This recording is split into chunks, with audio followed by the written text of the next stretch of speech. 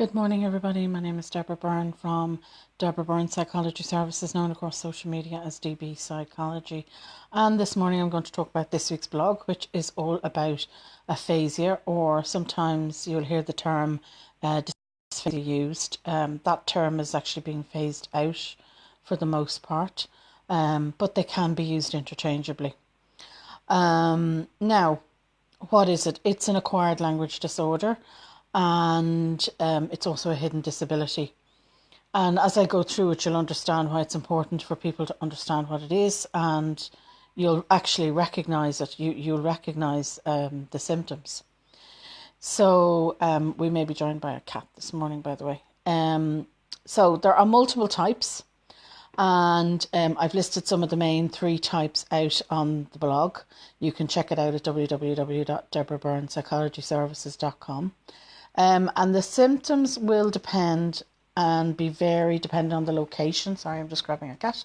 It will depend on the severity and location of the acquired brain injury, and where it is located in the brain and what part of the brain is affected.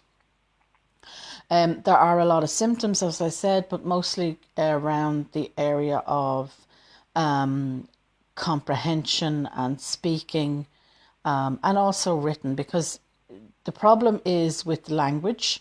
It is with the written language, the spoken language, and the understanding or comprehension of the language. Some of the most common ones, and I've listed as many of the symptoms as I could in the blog, but as I said, they're very varied. The ones you might recognise are struggling to find words, speaking more slowly, omitting words, even small words, mixing up words. In some cases, somebody affected will be speaking to you, and to you it sounds like complete gibberish, but in their mind they are answering you fully logically. It's a fully logical sentence they're producing, but they don't realise that this is what's happening. And we'll come back to that in a minute. Again, comprehension, written speech, understanding speech. So understanding what you're actually saying to them is a problem. They would be some of the symptoms. The causes, and this is why it's important to understand what this is. It's acquired brain injury. So you have stroke, a brain tumour, seizures, migraines, dementia, forms of dementia. You will know this condition. You will know this condition if you have somebody who has dementia, Alzheimer's, some form of dementia. If you have somebody who in your family that has had a brain tumor or has had a stroke. My own father had a stroke, and I can immediately recognise what this condition was. But we're not told what it is. So this is why I do these blogs, because this is a condition all by itself, apart from the stroke. It's caused by the stroke, maybe it's caused by the dementia.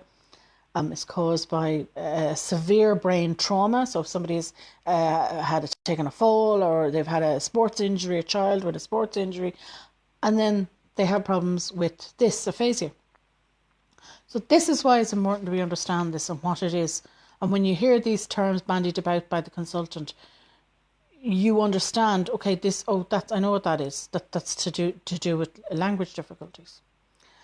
So a diagnosis, of course, is going to be done for the most part in a hospital 99% of the time. Somebody had a very mild stroke, maybe it depends on how stubborn they are. I have known somebody who was very stubborn and didn't go to the hospital. They had a very mild stroke, so things were delayed, and we always have to remember time is very important with stroke, so immediately getting treatment. So a consultant then would do a physical exam, a neurological exam. They would have MRIs done, and they would also have a speech and language. You would have a speech and language evaluation, and that is generally diagnosed. And treatment, of course, will all relate to around the treatment of the condition, the cause, but also for the aphasia would be speech and language therapy. Complications, and this is very, very important, and as the next thing I will talk about is actually helping you to communicate with your loved one. The complications can run to depression, and that can be, as I've said before, an early sign of anxiety, frustration, anger, aggression. for the simple reason, if they are trying to communicate, understand what you're saying to them, they get so frustrated with themselves. They're not frustrated with themselves that they cannot be understood or they cannot understand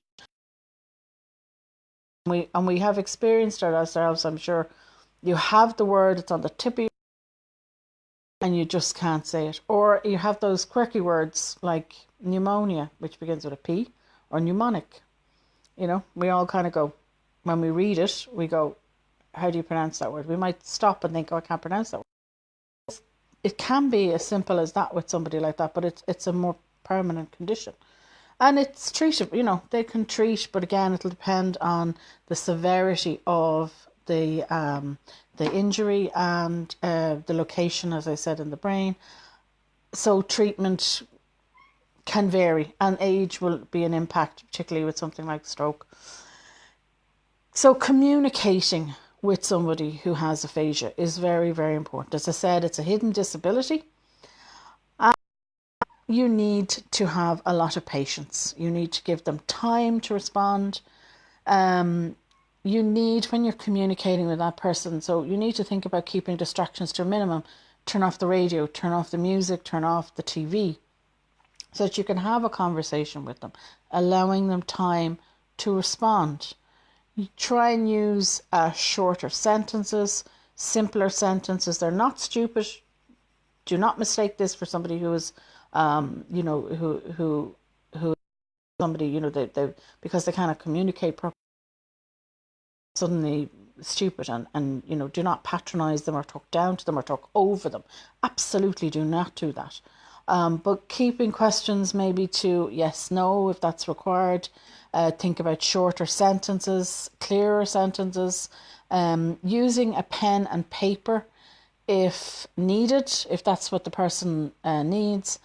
Never, ever finish their sentences for them. Never give them the word. That, you know what the next word is going to be. Apologies, that's a cat's tail. And, you know, don't patronize them. So if you do not understand what is being said, wait and tell them, I'm sorry, I didn't understand what you said to me there. Could you repeat it? Be respectful, absolutely respectful. Don't get upset if their answers are short, frustrated, angry. They're not angry with you. Do not take those personally. They're not angry with you. They're angry with themselves or angry, frustrated with themselves. Because if you've ever had that problem where you just couldn't think of that word, you couldn't think of what you wanted to say, and somebody's, you know, it's a barrage coming at you and you can't think straight. I mean, we've all, I think, have experienced that. Think about it in those terms. Well, how did you feel at that moment in time that you weren't able to think straight and you weren't able to communicate what you needed to? But imagine living like that, sometimes for a few months and sometimes for a lot longer. And the other, very isolating and very, you know, people can feel very alone. So please take time to be with them, time to give them time. It's one of the most commodities we can give to somebody is to give them our time. A person is very, very, very important, and to combat this loneliness, because you can in a room think they're present with you, but if they're not talking to you, you can feel very, very isolated, or they're talking all around you and you don't quite understand what people are saying. That is hugely isolating. So please think about that the next time you're with somebody that has this condition. So I will leave it there for this week before we get another cat's tail in the video. And thank you all for watching and for putting up with my cat. And thank you, Deirdre.